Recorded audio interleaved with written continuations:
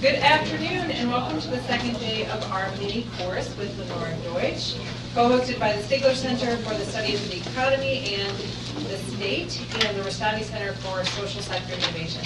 I'm Liz Jalama, Director of Operations and Strategic Initiatives at the Rustandy Center. And for those of you who weren't able to make it yesterday or might not be familiar with us, the Rustandy Center is the destination for people tackling complex social and environmental issues. We're here to help students like you find ways to leverage your MBAs to create meaningful impact in your community and around the world.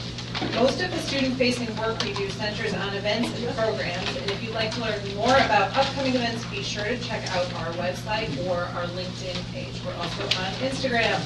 And we also support behind-the-scenes social impact work through research projects. I wanted to take a quick moment to share an example of some research that I think you'll find interesting, especially in light of Linor's expertise in this course's subject matter. I believe Linor mentioned Marianne Bertrand's research yesterday. And in 2018, Professor Bertrand, the Rustandy Center's faculty director and the Booth Professor of Economics, explored how corporations use charitable giving to wield political influence.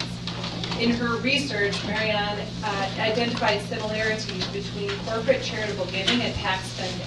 In 2014, 7% of all corporate charity, or $1.3 billion, was politically motivated, which was 280% higher than PAC contributions made that year.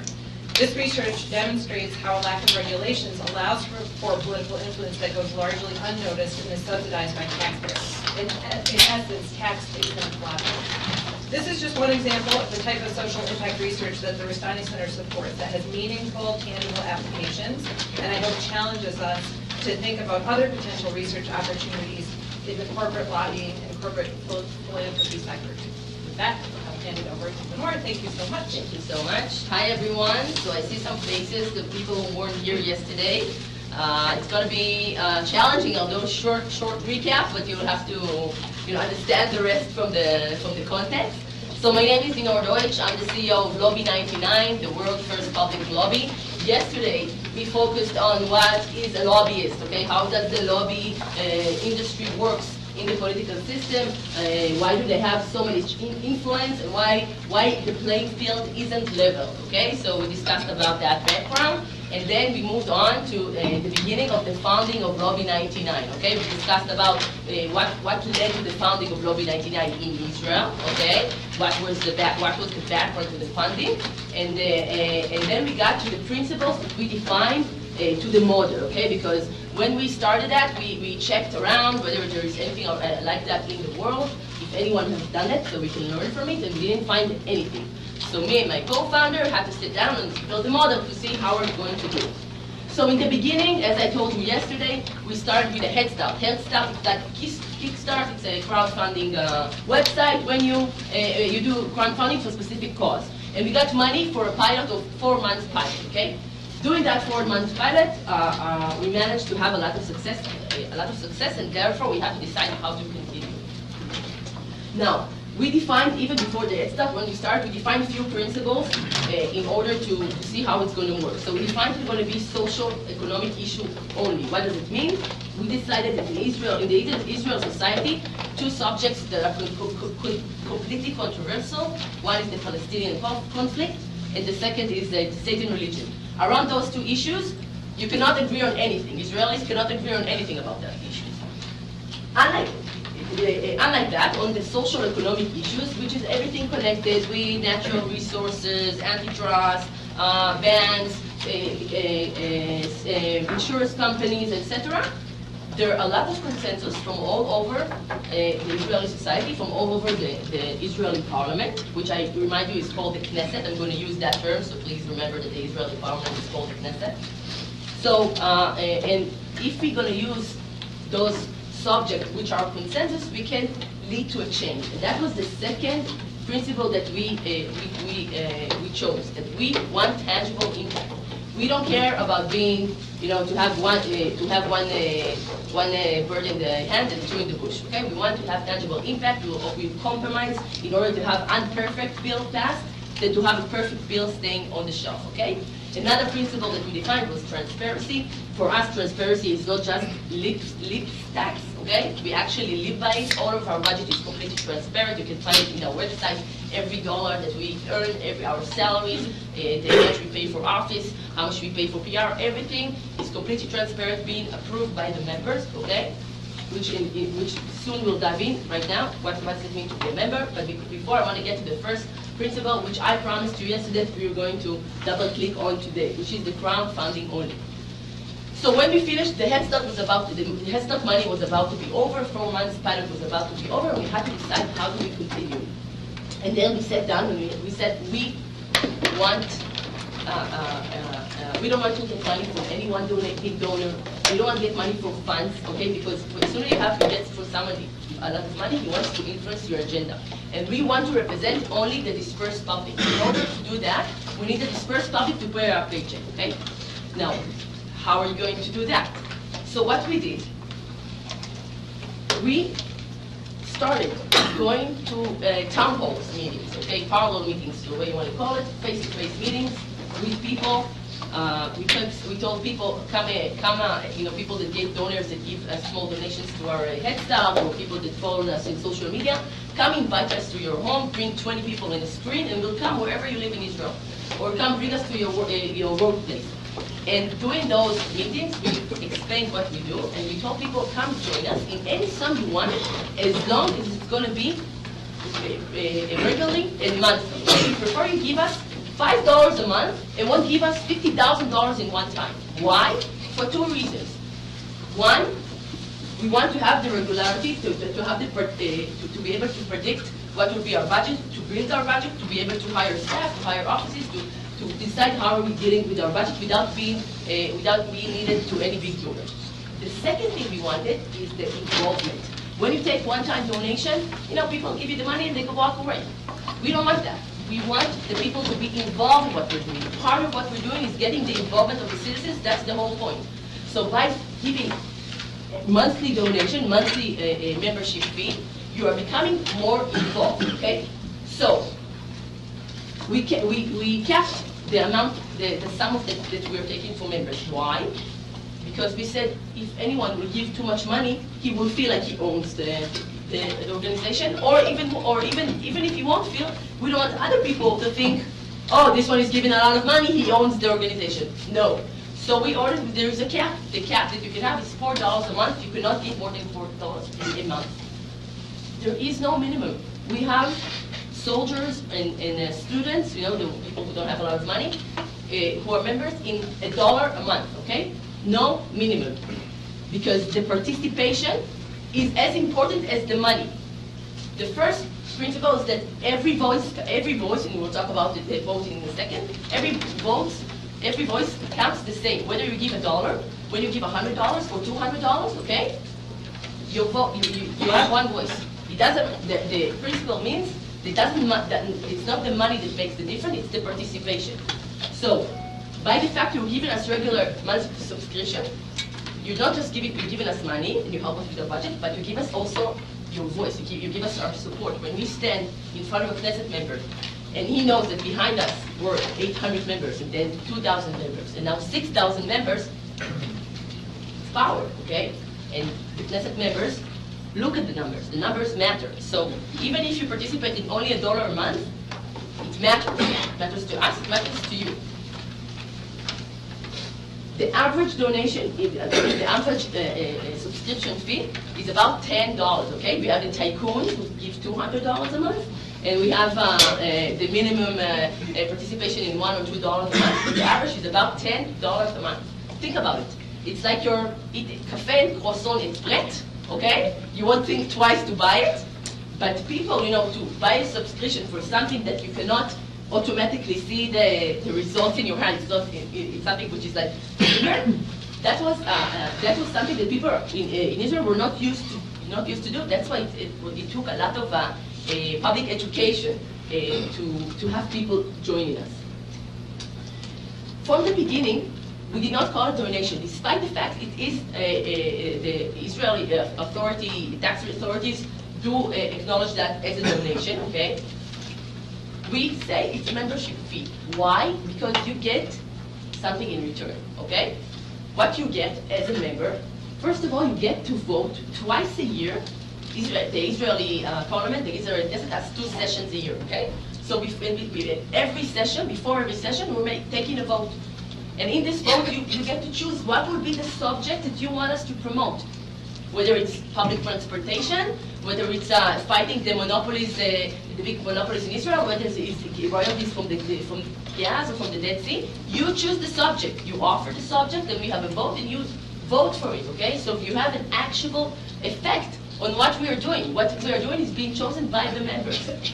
Another thing which is a membership extra is approving the budget. The budget is completely transparent, and in the end of every year, we send, after we finish, the whole legal procedure and we build it and we approve it, we send it to the members, and they have to approve that they agree to the budget, which is completely transparent. And after they approve it, we put it in our website, and you're more than welcome to go to lobby99.org and to see exactly what is my salary, what is the salary of the other employees, how much we spend for PR. If you don't read Hebrew, I'm sure that Israeli here will translate for you. But in the end, everything is transparent. We have a weekly newsletter and updates. It's not a newsletter that, nothing is sugar-coated. We tell our members the truth. This one didn't succeed. We tried this one, it didn't succeed. This one did succeed. And you know what you do when you're telling people the truth? You create trust. They become part of the experience, okay? Because when you tell them, you're not just showing them the successes. Oh, look how amazing we are. No, we're showing that this is we succeeded, and this one we didn't. You chose this subject. We tried that road. We didn't manage. We tried something else, okay? And by that, you're creating trust. You're creating their involvement, okay? And another bonus that our members get, which is access to different events. We're taking them twice a year. We're doing a tour in the Knesset for our members, okay? Which is also a bonus to them. Think about most Israelis. I don't know how many of you were lately in your parliament in your country, okay? In your countries, not many. Most Israelis haven't been in the Knesset from high school, okay? And for them to get to the parliament, it's not because they can't, just because it's not something you do. You just don't go for a tour to the parliament. But suddenly, when somebody is coming and taking you, and we are getting them a behind-the-scenes tour, and they're sitting and meeting parliament members, okay, that's getting them more involved in the Israeli democracy, okay? So let's talk about our membership growth. This is a business school, right? So we started, when we started our 2015, okay, we started the basis of subscription recruitment. We finished the year with 800 members. Members, I remind you, are only the ones who give monthly donation. There is the option of giving one-time donation. You can give one-time donation, but it won't get you membership. Even if you give us a high sum of one-time donation, it won't get you membership. If you give $1 a month, you get membership. If you give $100,000 one time, you won't get membership. You get the idea? Okay, so we started in 800. Today, we are just this day 6,250 members, hoping to finish 2020 with 8,200 members. I remind you, all our number, maybe it sounds to you not big because you're in the States. I remind you, Israel is tiny, okay?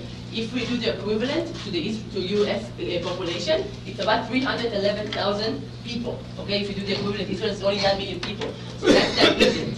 So, when you hear 300,000 people, suddenly it sounds a lot, right?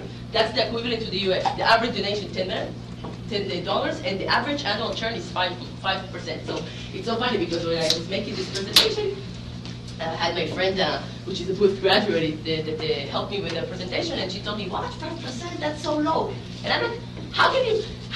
I know that statistically it's low, but every time that I see an email from a member that's asking to cancel his membership, it's like somebody is stabbing me in the heart. Like, how did you know? And, so it's so funny the difference between the numbers and what's behind them. But I do understand that statistically it is a very low churn. But we will talk about the challenges of maintaining members later on.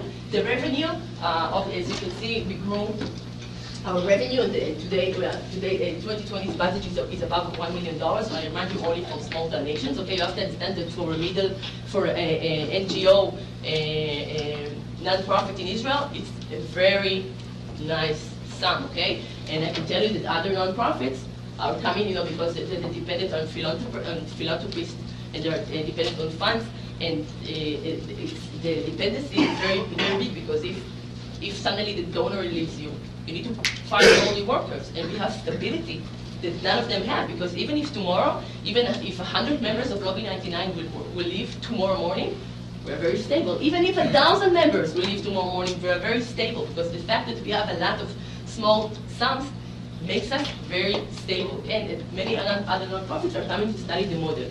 But when they come to study, I also talked to them about the challenges, which we'll talk in a second. And at the end, we started only me. Later on, we recruited another somebody to help us with the recruitment, and then we grew. You have to understand there is the ratio between the revenue and the money. All the money goes to salaries, okay? Very small part of it is going for, we have like WeWork office that we come twice a week, to have a room. It's not stable. And the rest of the money is going to salaries and a little bit of PR, okay? But most of the money is salaries. So it means the more we have more members, we can recruit more public lobbyists who will work on another topic that's being selected by the members, okay? So you can see, the members can actually see, we have counters saying if you get another $5,000, if you get to this line, you can get another person. Another person means another subject that somebody can deal, okay? It means we can deal with another topic that you will choose. So they can see the connections between the things. So yesterday I told you about our first success, which was the amendment to the Lobbyist Act. For the ones who weren't here, we were able to pass them an amendment that nobody has managed to pass before us, which it has restricted the restrictions that are on the lobbyists at the Israeli parliament, okay? Very big success, but I want to tell you now another success. Remember when I told you yesterday that doing the Head Start, we gave the people that donated the money to choose 3 topics. What do they want us to promote, okay? What is important for you? And they chose increasing transparency, which I gave you the example of the success from yesterday about the Lobby Act. And they chose banking system reform and royalties from natural resources. And today we'll talk about the other few examples. And the first is from banking system reform. So you have to understand that in Israel, we won't get into the banking system. It's not interesting enough, but I want you to understand. There is no competition. It's a very centralized market, okay? There are 5 banks. 2 of them hold 61% of the market. The third is 75%. And 2 other medium-sized banks, okay? That's it. No small banks, nothing else. Now, the last time that was a real new bank in Israel was 50 years ago.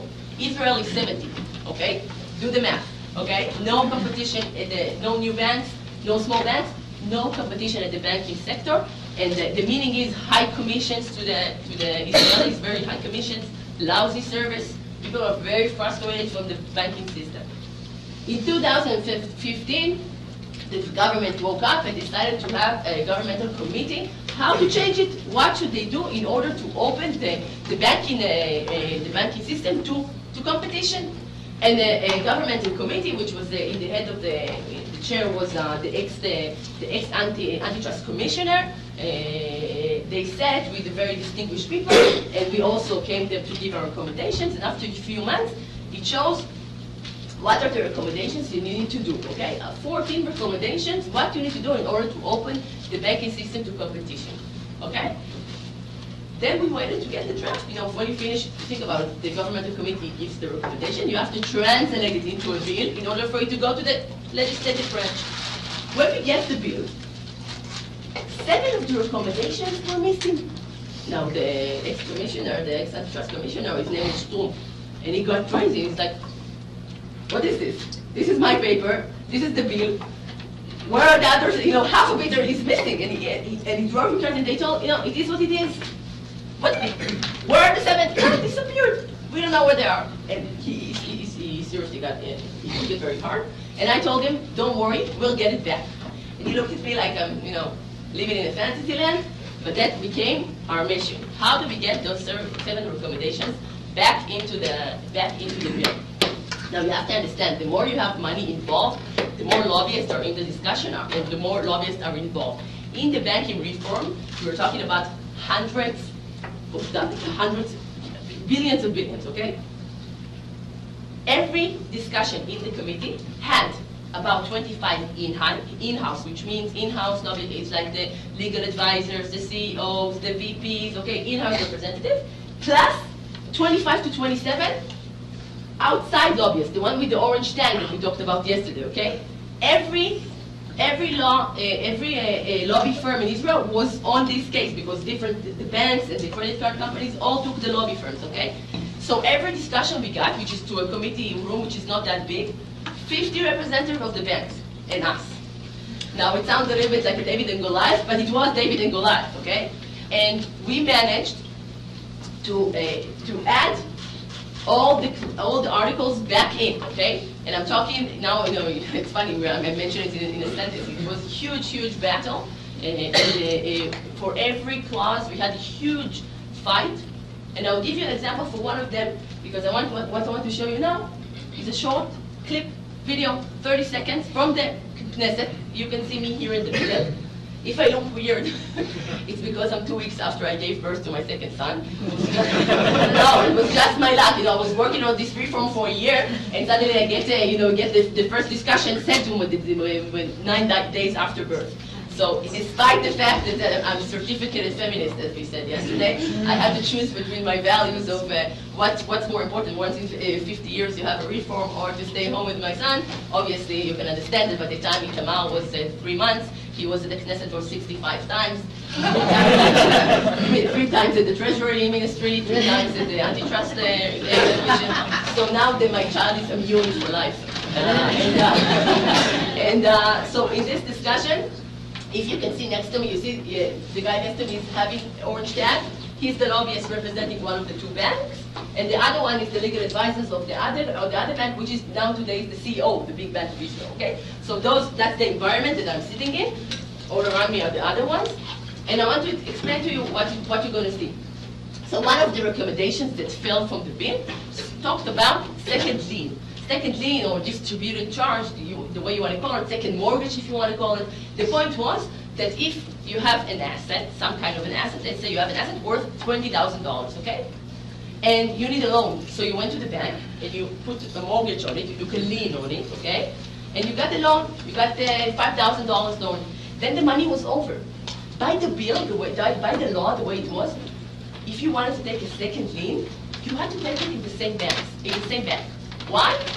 Because, now, what did the banks used to do? What did they used to do? Take high interest, 17% interest. Now, 17%, it's a black market interest. Now, who's taking second lien? Okay, second lien usually is being taken by the weakest people in the society, okay? Now, that article, which made no sense, we fought against it. We say, give them the option to take a second lien in another bank, okay? Have them shop around, have competition. There's no sense to that. It sounds easy, right? To get that article in, we had a huge fight. We managed. We won that fight. And you think, great, you won the fight. 2 o'clock at night. We were sitting in this discussion after 12 hours. You think about it in the discussions every day from morning to noon. It's like it's a very big reform, so we have to sit. The discussion here started 2 o'clock at noon, 2 o'clock at noon, and finished here at 2 o'clock at night. Everybody are exhausted, but now the banks, they have the people replacing, bring refresh lawyers all the time. And, me and the Knesset members are sitting there, falling asleep on the paper. So 2 o'clock at night, I'm sitting there, and then finally I see a new clause that wasn't there an hour and a half ago when they brought us a new draft. Every time they bring you the new draft. And I suddenly see on this clause that I mentioned, second thing, which we already wanted, it's already in, a new clause saying that when it will come to effect. Now, there are amendments that when you say, okay, you need to give them time. For example, one of the amendments was building a new IT system. Building a new IT system, you can give them 2 years in order to do that, right? Now, for this clause, all you needed was to say, send email to the banks, saying, okay, starting from this day, you can give them second lien in other banks. Even if you send it in snail mail, it will still take 24 hours, okay? I'm sitting there, and I say, a new clause saying that it will come into effect in 6 months. Why? I don't know. So what you're going to see right now is to see that in Hebrew I speak even faster, but I have great diction. You will see we put subtitles in English for you, but it's too fast. So the subtitles don't follow my speech. But I want to show you how in 30 seconds how it looks like. Okay, let's do it. יאי. לינור, נקודה הבאה בבקשה. רק לגבי הנושא של עניין התחולה, סעיף 5א3 מדבר שתחולתו של סעיף 7ז של הסעיף הזה 6 חודשים מיום התחולה. למה לא מיידית? מה את חצי שנה של להתארגן? אני לא מבינה, אין פה כלום. חוץ מלספור עוד מיליארדים, אני לא מבינה, למה זה לוקח 6 חודשים? מכניסים סעיף חוק, עכשיו זה תוקף, זה הכל. למה זה מתנה של מיליארדים? זה אותי בעיתון.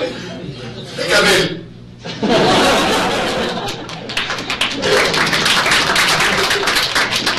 30 seconds, $100 million. 30 seconds, $100 million saved in favor of the public on behalf of the on behalf of the banks, not on behalf of the opposite, on account of the banks, okay? The banks, what they did, once they understood, and that's their system every time, the lobbies, that's what they do. At this time they lost the case, they lost the battle with fixing, with not, with getting this amendment out. So they postpone when it comes to effect. And that's the system, and most of the times, the Knesset members can, they don't even see it because it's so big, the draft is so busy with tons and tons of articles, and all you need sometimes is somebody to sit there and tell them, excuse me, Chair, hi, Article 7, small clause B, that's all you need. And you saw, as soon as I told the Chair there's the problem, he said it, oh, okay, I accept it, and that's it. 30 seconds, $100 million. That's it. Sometimes all you need to do is to be the ones sitting there and telling them to know how to read, the ones who actually let their legal advisors sit there and they know to read all the clauses. You need somebody who will sit with the MKs and do that for them. And once you do it, they want to do they have good intentions. They want to do the right thing. And once you help them, they do it. So, sorry. Yes. These meetings correspond to what in the United States? These are hearings? These are... This is committee. This is you remember I told you that you have the plenum, okay, where the Knesset members are going just for a vote. All the legislative real work, all the articles, how you write the clauses, everything is in the committee. So this one is finance committee, okay, and in the finance committee they discussed about the banking reform.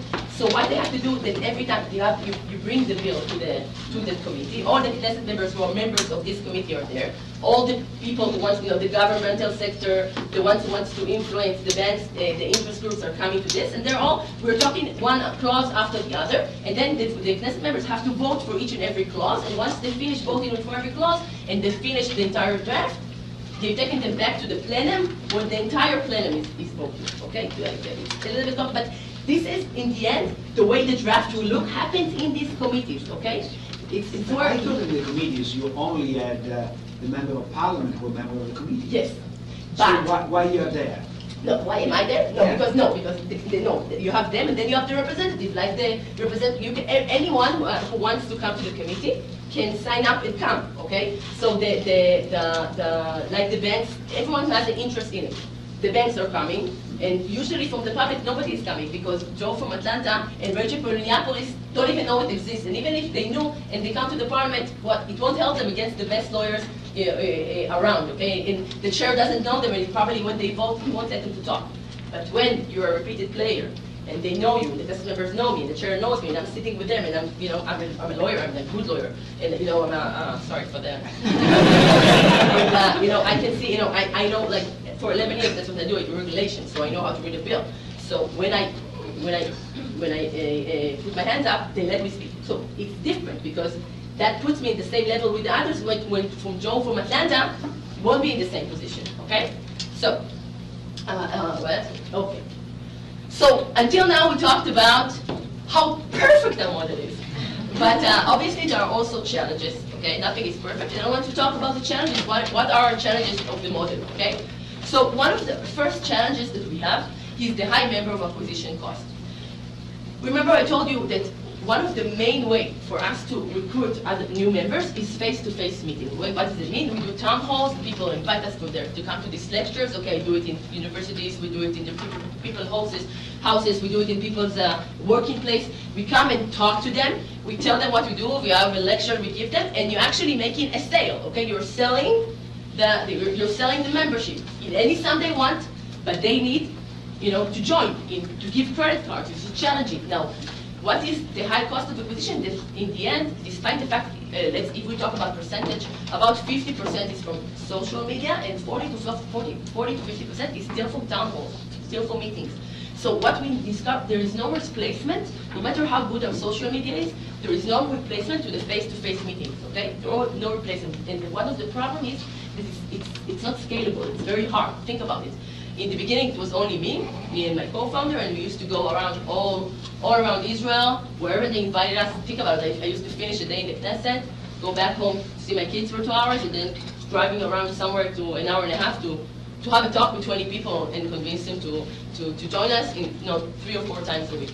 The more time the more we grow, today we have 11 employees. Okay, so it's more people doing those talks. Okay, more people are driving. So the difficulty is being more people are how do you call it? More people are carrying the burden. Okay, but still you can see the difference between, like in everything else, there is a difference between how good is the speaker, how good of sales a person is, how good is and then you can see the difference in the conversion rate, okay? So not every speaker brings the same conversion rate. Now we try because we try to do it more scalable, we try to bring some of our volunteers, we have a lot of volunteers in the lobby to teach them how to do those lectures and in order to send them. So we did it for a while, but I have to tell you that it's very hard for somebody when you send someone to give a lecture. He's not from the in-house, and he's not enough good with the details, and you can see that people are not joining. Okay, so in the end, what you do when you send somebody who's not good at it, which is not familiar enough with the details, you lose those leads. Okay, because they won't be joining now, and there was no point to that meeting. So in that matter, this is still a challenge we're facing, and I don't know, I don't have the solution for it yet, because we can still see that in the end it's our bread and butter. When we have a good social media, when there is a good contact, we have good video, obviously you can bring a lot more members. But in the end, in times where there is less than good contact, it's still the bread and butter. And also think about the people who are sitting in the meetings, in the town halls, are many times don't join in the same place, but they give us our emails, okay? They get the newsletters, and then they start reading the newsletters, and then they follow us around. And many times we can see in our system that we build, the CRM, that they're joining a few months after, okay? So they were in the town hall in February, and in May they joined us, okay? It took them a while to buy the product, okay? To make the sale. So in that matter, I don't know a good solution to how to replace it. It is still our bread and butter. Another challenge that we have is member retention. We talked about it before. The churn is relatively low, only 5%, but still, we have to. For the last, I don't know if you guys know it. For the last year, Israel is now doing its 3rd election. It's something that never happened in Israel. Okay, for the first time, and for the last year and 2 months, there is no Knesset, and there is no government, no functioning government, no functioning parliament. So it's much harder for us as a public lobby to bring achievements, because we can't pass bills, we don't have discussions at the committees. So we still work a lot all the time with the finance regulators, and we do other things, but it's still much more challenging to have people stay, because they're saying, what are you doing? There is no Knesset. Now you have to prove you're working all the time. Also, another challenge is, think about it, people are getting a receipt every month. You get a receipt saying, oh, $10 I paid for Lobby99. What did Lobby99 did for me this month? So we need, every day when we get up in the morning, to think, okay, what are we doing? How are we getting achievements? What are we doing in order to maintain our members? Now think about it, the one who joined in the beginning, we have the hard seed of the 2,000 people that will stay with us no matter what. But the bigger you get, the more people are joining from social media. By the way, you can see the difference of the churn between people that joined from social media, between people that were in town halls. And you can see the people who were in town halls will live less than the ones who joined from social media. So you have to maintain them all the time. The competition on those $10 is very high, okay? And you have to prove all the time that you are worth their money. So that is another challenge that we have, because in times like this, when it's much harder to have achievements, there is no functioning government, there is no functioning Knesset, that's a challenge. Another challenge that we have is PR and media. I'll explain. I told you that Israel is a very centralized economy. Now we have about some very wealthy families, some very wealthy tycoons. They control half the economy, okay? So we have the same people that control the energy companies and control the Dead Sea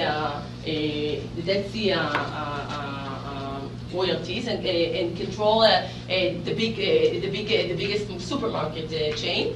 Those are the same people who are holding the main media channels. Now, when we just started, we were very sexy, and it's a cool thing, and we got media coverage everywhere. But then, we actually started to succeed, and we actually started to cost them money. Suddenly, we passed the bill that got the royalties from Dead Sea higher in $100 million. Suddenly, we had to pass the reform in the banking system. It cost them $1 billion. So you have to understand, it's the same people that hold the bank, and the same people that hold the media. So once they, excuse me, who is this Lobby99 that is costing money? And suddenly, it became much harder to get into the media coverage. Suddenly, we cannot get items. Suddenly, we cannot get into the news channels. It became very hard for us to get into the mainstream media. So that's a challenge because there is a very big difference between the ones who know us in the system, in the political system, in the media, and the ones who are on Twitter and Facebook, to the general public that that if you don't read the main newspaper in Israel, if you're not there, you don't exist, okay? Because one big paper, one big media channel, and if you're not there, you don't exist. So that's another challenge that we have. How do we go above those obstacles? And another challenge, the recruiting employees. Obviously, we are trying to hunt the same talents as the private lobby firms or as the big corporates, because in the end you have limited pool of parliamentary assistant, minister advisors, people that are familiar with the system that we want them also.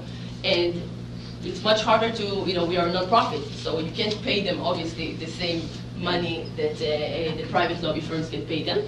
And the bigger we get, the harder it becomes to get, there's always the dilemma whether to bring one very good one that we want and pay him something very high, or to bring in that money, I can bring two new ones, what do we, and that will deal with more subjects. So it's always the dilemma, and it's harder, and it's an existing dilemma because obviously, as all non-profit organizations have the same problem. But for us, since our competition is a private sector, not non-profit, for us the challenge is also much higher. So other indicators that include some stories that I want you to hear that we're doing. So other indicators that it works, first of all, regulatory agencies coming to us. I'll give you an example. If in the beginning I had to go to MCARES and regulators and come to them and go after them, very fast it became the opposite. And 2 years ago, I'm getting a phone call from the commissioner of antitrust, who's calling me and saying, "Hi, I've been following your work. You're doing an amazing job. I want your help. I want to pass an amendment to the antitrust law that will help to help the public against the big monopolies. And I want your help with that because all of the corporate lobbyists, the industrial unions and the big companies, lobbyists will be on that bill. So I need some help." And making long story short, it took a year and a half. Obviously we saw the amendment, we agreed that it's a good thing, and we helped her pass it. It took a year and a half, and every discussion in the committee had 20 lobbyists from the other side. It was a huge conflict, but in the end we managed to pass that bill. Okay, we managed to pass that amendment, and you can hear the antitrust commissioner. She actually told it in the podcast. She, say thank you to Lobby99. It wouldn't happen without us. But to show you and prove you how professional we are, and for us it's not about the personal relations, but only about how good is the decision for the public. I'll give you another example, which is what we're doing because the same commissioner, the same antitrust commissioner, in one hand we help her, and the other hand we have an appeal against her decision. What happened was that you remember the members chose subject of royalties from natural resources. Remember? Now we were funded after they found a big reserve of gas in Israel. It was too late. We were funded after. But about a year and a half ago, suddenly we find out that the biggest the tycoon that owns the gas company, that owns the gas energy company, is now buying the only pipeline between Israel and Egypt that used to import gas from it. I'll explain again. Before we found gas in Israel, we used to import gas from other places. there is one pipeline between Israel and Egypt, and we used to import gas in it. Now, this pipeline is not, it doesn't work since 2011 for all kinds of reasons. One of them that we found a lot of gas and we don't need it. But suddenly, we hear that the main monopoly, the main supplier, is buying the only infrastructure that actually competed with it. Now, you have to understand, the prices of the gas in Israel are extremely high, extremely high. We pay $6 for each BSM, when the rest of the world is paying about $3, okay? And we actually have a big resources, so it's actually ridiculous. So once we understood that, now the antitrust commissioner had to decide whether she approved that acquisition or not. And we start working with her, trying to persuade her to stop that deal. Unfortunately, after a few meetings, we didn't succeed, and she decided to approve the deal. The only option to stop it was to go to appeal the decision to the antitrust court. Now you have to understand, first of all, we never did that before. We didn't do the legal system. We do lobby with the Knesset and the government. We never went to the legal system. Before, it was not part of the agenda. Second, it's a very complicated appeal. It costs a lot of money. It's never been done before, and the reason it's never been done before that no social non-profit organization has submitted that appeal, because it's very complicated. It costs a lot of money because you have to bring special economic professor opinions, and you have to take special lawyers that are antitrust lawyers, and it's very complicated. So, but that was the only way to stop the deal, which we thought will hurt the Israeli economy for ages. Now, once she decided, we had 30 days to submit the appeal. We had to make a decision very fast. So what we did, I thought we need to do that, okay? But I can't do it by myself. We have members, okay? The members are our bosses. You have to understand, we treat our members as our bosses. So what we did was a special vote. We send SMSs, which we usually don't send SMS not to be annoying. So we send special SMSs, special emails saying, listen, we have 48 hours to get a decision whether we are going to go to this appeal, and in order to do this appeal, we have to recruit special crowdfunding for this cause, okay? Because it's a very expensive appeal. We didn't have that money. We needed, in pro bono prices, it was still about $100,000, okay? In pro bono prices. So we didn't have that money, obviously. And we sent this special vote to all the members. We said, this is the pro, this is against, are you for, do you want it? And luckily enough, we were like, we got the Syria percentage of voting. 95% said yes, and we went for it, okay? And we had 28 days to actually submit after finishing the vote. We had 28 days to do the appeal. We remember the anti-commissioner that I told you that was the head of the government committee, which we helped. Now it was payback time. So we went and he gave us a pro bono process, and he represents us. In this lawsuit, you have to understand that the other side of the appeal is not only the antitrust commissioner, it's also the gas monopoly, which brings the best lawyers. They don't have any limitations of money. They bring the best lawyers, and against them, you have to have the best lawyers. So this former antitrust commissioner agreed to represent us, and we took a special economic opinion for a very good professor, and this only happened last September, okay? So now, actually yesterday when I was here was the first discussion, so I actually missed it. It did very well, but I can't tell you because it's under confidential blah blah, because they say it's secret, blah, never mind. I can't tell you, but it went well. So and that crowdfunding, that lawsuit was unprecedented because A, it was never been done before.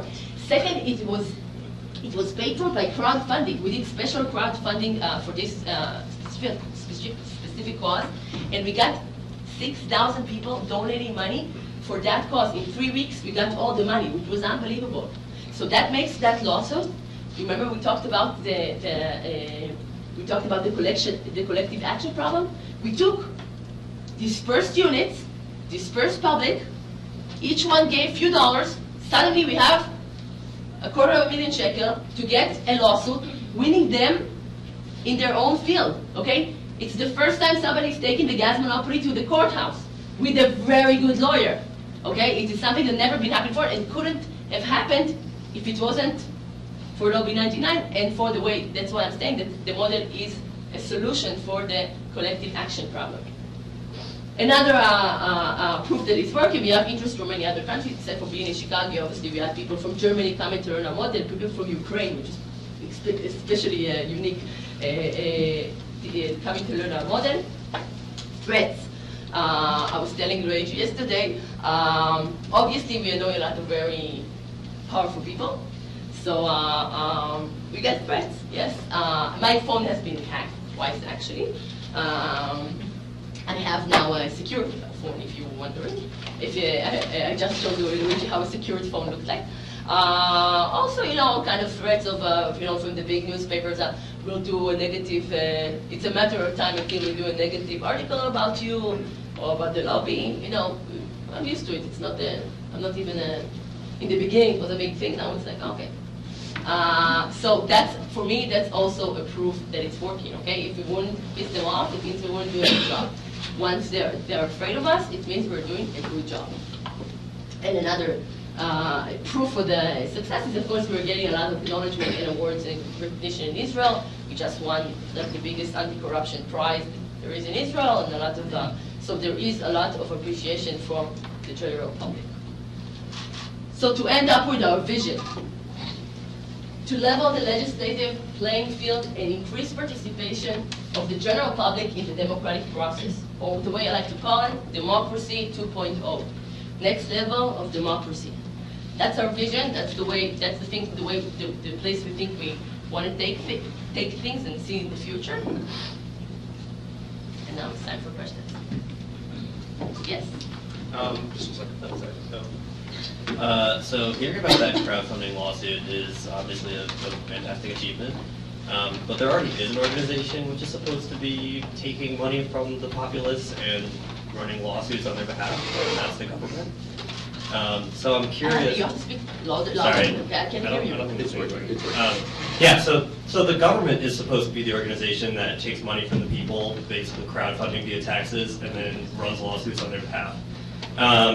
So on the one hand, it's wonderful that your organization was able to spur this lawsuit, but I think the bigger problem is that the government is not really representing what the populace is interested in, right? You got 95% of people are interested in this lawsuit, yet somehow it's getting through the antitrust regulation. So I'm curious if your organization is interested or has any thoughts on how to take on the bigger problem, which is that the government as a whole, these agencies don't seem to be representing the general populace. So that's a good question. You also had a good question yesterday.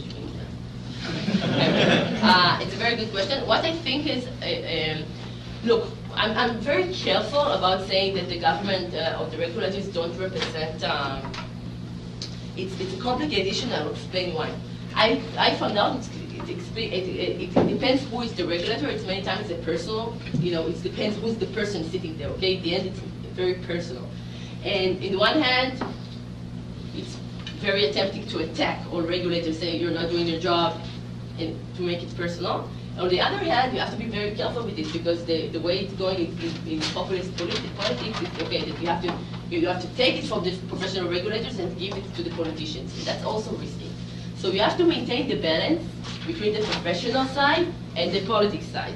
So we keep looking for solutions. One of the solutions we suggested we were trying to promote is a special committee in the Knesset that will have the authority to come and discuss. Okay, for example, if there was a decision like that of the anti-commissioner, you can come bring it to the discussion committee for her to explain why and what today you don't have that authority. So that's like one option that we're checking, trying to promote. But it's extremely complicated, because on the one hand, we don't want to make them too weak, because we need a strong antitrust commissioner, as we saw, that she does also do good things. On the other hand, this is such a wrong decision, which all the experts agree with us it's a wrong decision, and so we do try to maintain the attack on the professional level and not on the personal one. To tell you that there is easy solution, I don't think there is. Sometimes the government do good things, sometimes it doesn't, and you have to. When it does good things, you need to help it, and if it doesn't, you have to fight it, and that's what we're doing. Questions? Yeah. So you start off by saying one of your goals is to be cross-partisan. One of the reasons I find that very interesting I just want to know how well do you think something like that could possibly work in America? Because we're much more, we only have two parties and we're generally very well sorted by them. So you talk about, advocating on behalf of the public interest, and there are all kinds of things I can think of that would be good for public interest. Like for instance, one that gets thrown out there a lot is doing more to make college more affordable, something we can all relate to here. And there's a lot of research that I've heard of that shows that it would actually be good for economic growth and relieving people who tend to be of lower income of a large debt burden. But there's also one of the two major political parties that is just very deeply ideologically opposed to doing something of that nature. So I guess I just want to know, how well do you think something like that could work outside of Israel? So that's a good question. I think the state specifically is a very hard example because it's a unique system. I do believe that this model can be duplicated in other countries in the right adjustments. Specifically about the states, I think if you manage to find subjects, it's not true about the states, it's true about every country. If you do find the subjects, for example, world is natural resources, from antitrust issues, that you can find that will unite. We call it 99%. In the end, you don't really need the 99%. You need some people, okay, that will support your claim.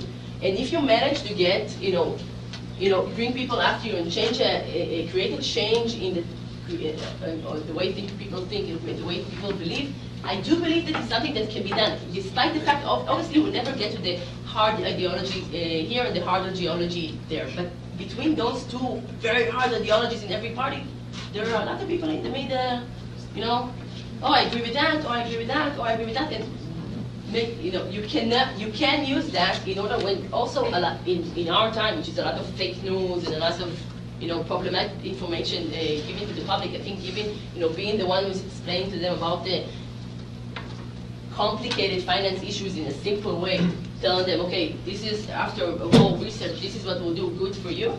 I do believe that people are looking, this is what I see, people are looking for someone to do that. People are looking for somebody who will take care of their interests. And I think the states, despite the partisans, have different adjustment that you have to do. But the partisan thing is also a challenge in Israel with the elections. Almost every subject becomes politics. The gas issue, which was not supposed to be left and right, suddenly becomes left and right, okay? Because it's elections now, so everything the government did. It's complicated. It's complicated for us as well, and it's part of our challenge. And then when they want to attack us, they're saying, "Oh, you're left wing. Oh, you're right wing." And I'm happy to say we have the same number of members leaving us because we're too right wing, and the same number of leaving us because we're too left wing. So I know we're good in the middle. We're doing something right, but it's also part of the challenges. You definitely can add it to the challenge. Yes. Wait for the microphone. I think all the questions yesterday were from men, so I'd like to hand the microphone to a woman who'd like to ask a question. I would love that. Anybody? Here. Yay! Well, I have Juliana. One behind you.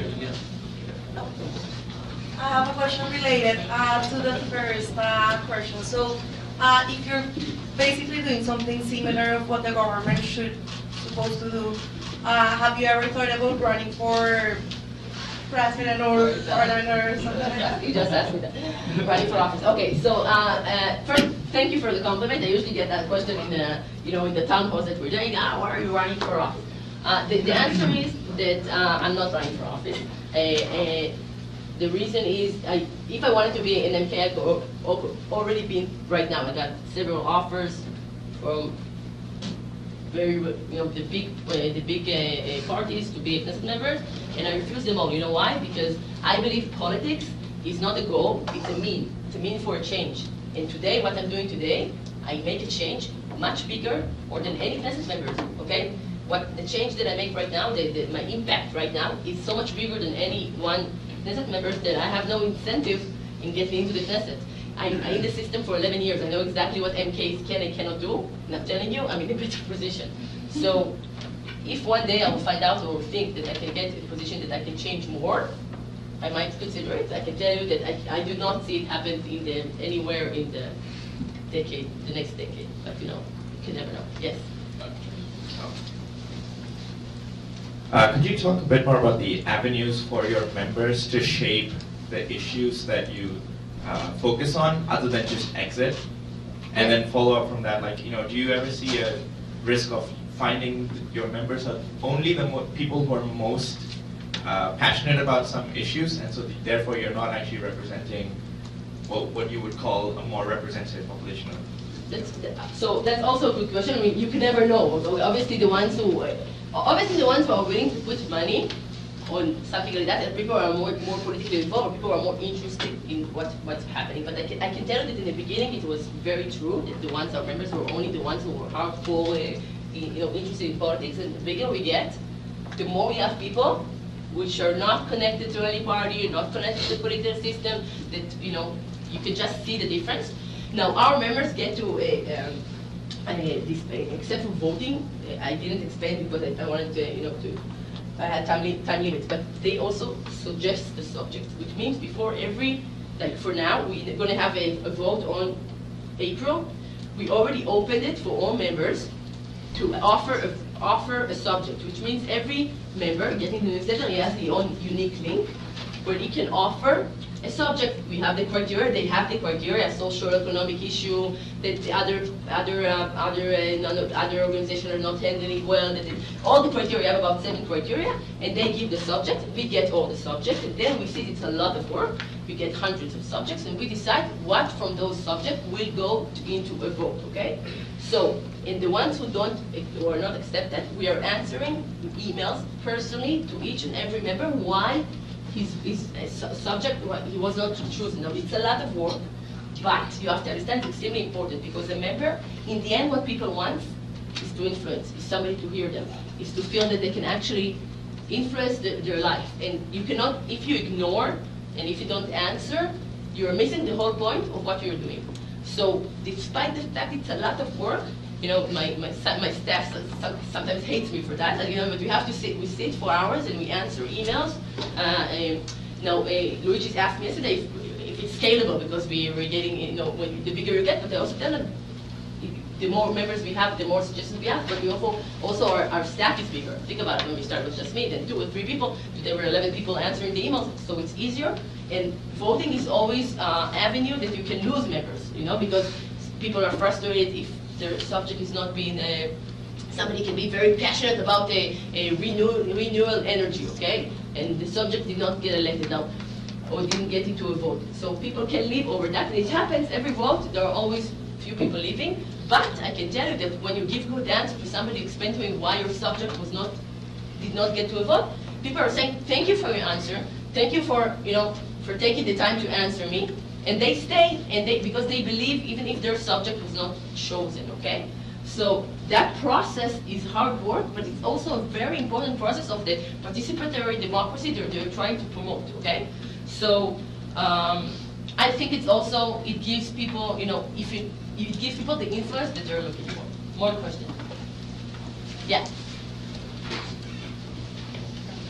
I'm just curious if the Israeli-Palestinian conflict and the occupation is at all on the minds of your members, and if not, why aren't members thinking about it? If members aren't thinking about it, do you think that you have any role to play in shaping what issues they think about, whether it's the conflict or others? I don't think you were here yesterday. I don't recognize you. So I have very, very good face memory. So one of the principles when we built the model, the first thing that we decided was that we are not dealing with the conflict. The reason we're not touching the conflict is because it's an issue that in Israel is completely controversial. It's completely controversial. You cannot get 3 Israelis in a room talking about it without killing each other and killing each other's mothers, okay? It's a very complicated issue. So, because of the fact there is always about the conflict, what we said is because of that, even the people agree from all sides of the house, all sides of the parties, they agree on socio-economic issues and they do not cooperate because of the conflict, okay? Because if I disagree with you about the conflict, I'm not your friend, I'm not talking to you, I don't want to work with you.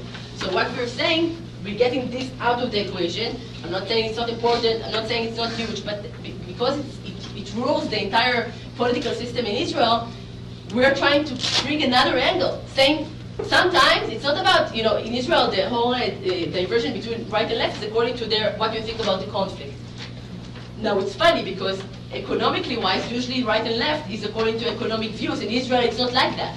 So what we're doing, get this out of the equation for a minute, and then you can do cooperations between right and left about economic issues, okay, that you never deal with together because of the bigger conflict, okay? So the conflict is extremely important, but sometimes it's more important to bring other angle. And I can tell you, I just had a big post about it. It's like, you can see the gas lobbyists, working in both sides, Even if they would change the prime minister, still you can see that the head of staff of the one who competes with the prime minister was one of the big lobbyists of the gas system, okay? So even if they replace the prime minister, the gas companies are fine. There won't be a change in the gas monopoly, don't worry. So that is the angle we're trying to give, okay? It's not about always the conflict in right and left. There are other issues, and there are the tycoons and there are the strong, wealthy people that always get the coupon from that, okay?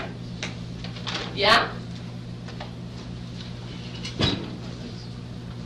So you are not running for office, you are much more ambitious than that. No, yeah, I told you, you could sell me my jacket and I would pay it. So you have another, that's fantastic. One thing I am hesitant is that democracy 2.0 has a teeny tiny problem. It's all but democratic. There are experiences of parties, the pirates, in Italy the 5-star movement. And one thing that we discuss in economics is setting the agenda changes decisions. And I know that you have a participatory system to let people voice their concerns, but ultimately, you are setting the agenda. And so let me help you. Let me finish. Okay. Differently from a party, you're running somehow, a technocratic that is behind the scene, which is very interesting. That is very refreshing. But for example, have you ever done an initiative with which you strongly disagree with? Have you done something that you said, I disagree with, but No, the answer is no. I'll help you. The answer is no. I'll explain what I'm saying. It's true that we are a limited democracy. I'm not even hiding it. You're saying that's a matter of the fact that in the end we choose what will come to a vote. It's true. But from the subject that comes to a vote, I don't have, like many times, the subject that was selected was not the subject that I wanted. For example, if members chose public transportation, okay, which is, it's very important, but it's not like I wanted another subject which was cost of living, okay? But that's what the members chose, so that's what we did. We learned the subject, we did it. Now, in the matter of whether we will have a vote on the subject we did not agree, of course not. And I'm not even shy to say it.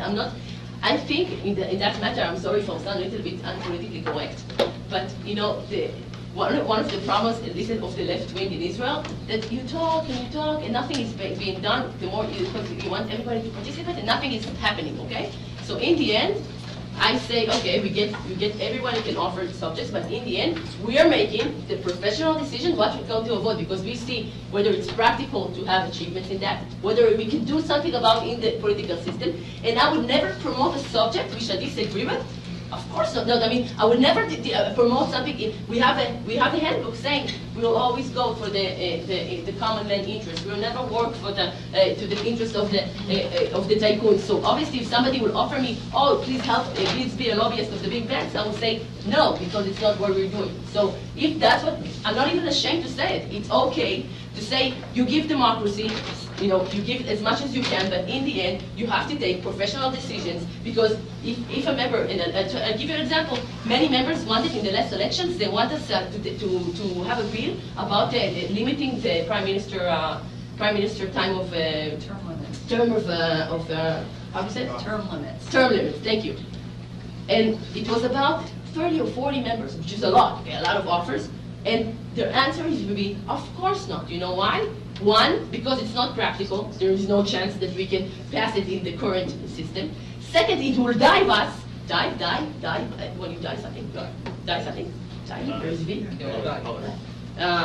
It will die us as left wing. It will be impractical. It will hurt all our connections with the coalitions, and to have no benefit except for saying that we did it. No, I won't do it. It will hurt the initiative. It's better off to take in other things that we can promote. that can actually, that's the being about tangible impact, okay? It's not about just doing what is beautiful, it's doing about what can you get done. And we care about what we can do to get results. If it's not something, somebody doesn't like it, it's fine, you don't have to be a lobby member. I won't take you as a member, it's fine. I think that's it because we're out of time unless there is another question or should I release that? That's it. Thank you Thank you very much.